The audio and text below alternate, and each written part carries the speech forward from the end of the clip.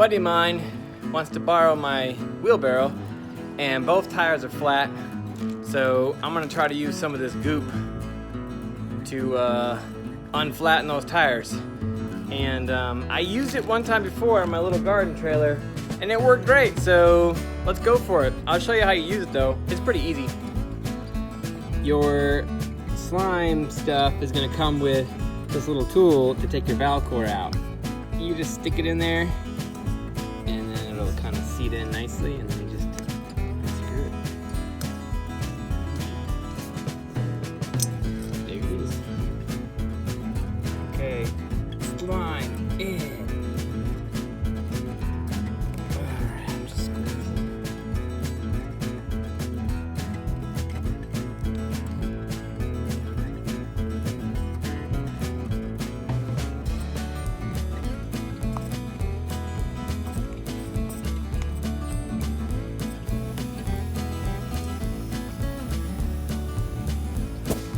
and that's it.